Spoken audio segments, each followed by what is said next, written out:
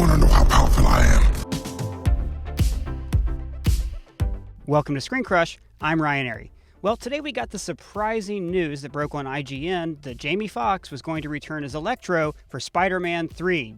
Homeless or Home something or whatever they're going to call it. Now, this is pretty surprising because Jamie Foxx played Electro in Amazing Spider-Man 2, which is set in a different cinematic universe from these films, which take place inside the Marvel Cinematic Universe. So I've got a few theories on what this could mean and how Jamie Foxx could fit within these movies and what Sony is planning this for. First of all, it's important to know that when Sony and Marvel reached their most recent deal, Kevin Feige specifically noted that Peter Parker is a character who can travel between different cinematic universes. So what he was saying is that Venom and Morbius and any other spider-related films that Sony wants to do are not necessarily part of the Marvel Cinematic Universe, even if they feature Tom Holland's Spider-Man. Now, we saw this in the Morbius trailer, which ended with Adrian Toomes from Spider-Man Homecoming appearing in the Morbius movie. Now, to me and a lot of other Spider-Man fans, it looks like they're building toward a group called the Sinister Six. This is basically 6 of Spider-Man's deadliest villains in the same group trying to take him down. Problem is, when you count up all of these different characters, it doesn't nearly figure up to 6. I mean, you have Mysterio, Vulture,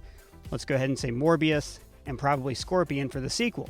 Then you have whatever villain they add in for Spider-Man 3, and now Electro. So one guess is that Electro is just going to be shoehorned into this movie.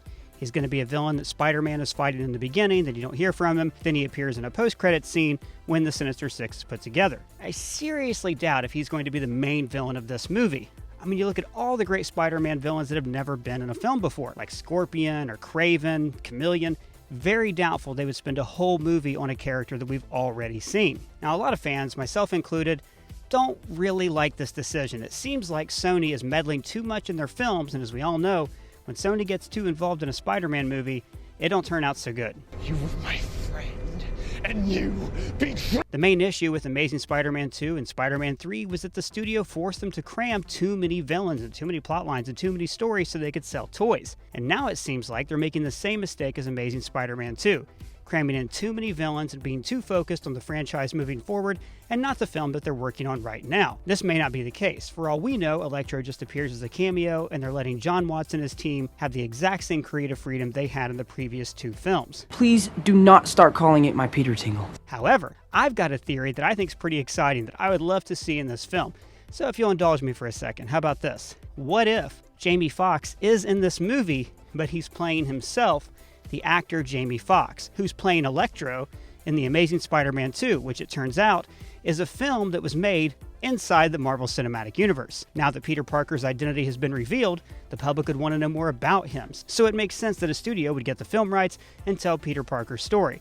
But of course, it's not the actual story of Tom Holland's Spider-Man because movie studios tend to distort things. This would be a great way for Sony to acknowledge that Amazing Spider-Man 2 wasn't very good, and also it's a cool little wink to the fans. It would also show Peter Parker in a different light in this universe. Now, the last time we saw him, his identity was revealed, and it seemed like the cops were hunting him down. But what if, now, Peter's kind of enjoying the celebrity life? Like he's signed over the movie rights, he's a crime fighter, he's achieved some level of popularity. Maybe he's even started Parker Industries, the business that he ran in the comics, and they're operating out of the old Avengers Tower. That would explain why in Far From Home's post-credits scene, he web slings through the tower, and then this banner says 1, 2, 3, we can't wait to show you what's next. Well, guys, that's just my hot take on the Spider-Man news. Let me know what you think about it in the comments below.